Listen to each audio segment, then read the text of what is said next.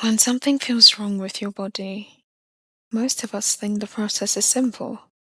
You notice a symptom, you go to the hospital, you run a few tests, and you get an answer. But for many people living with multiple sclerosis, that's not how it happens.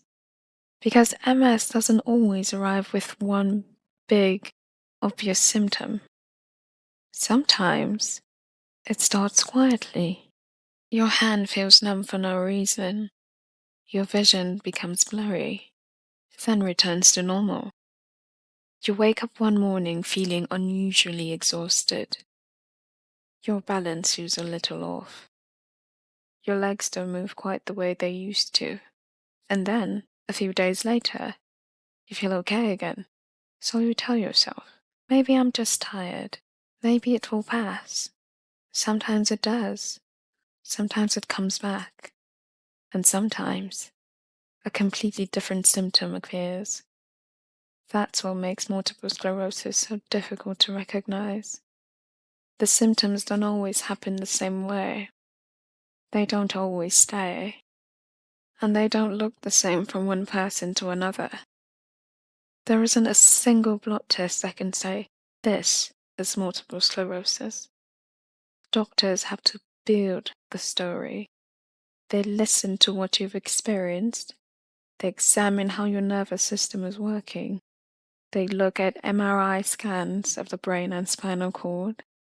And sometimes they may recommend additional tests to rule out conditions that can look like MS.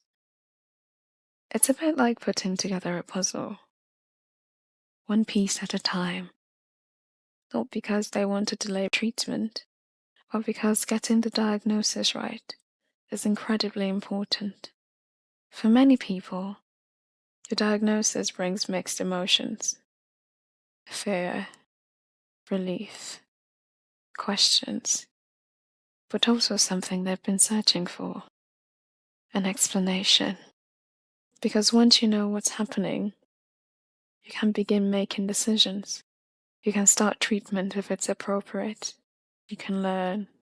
You can adapt. You can find support. That's why awareness matters. Not so that every ache or tingling sensation makes us think of MS, but so that persistent, unexplained neurological symptoms aren't ignored.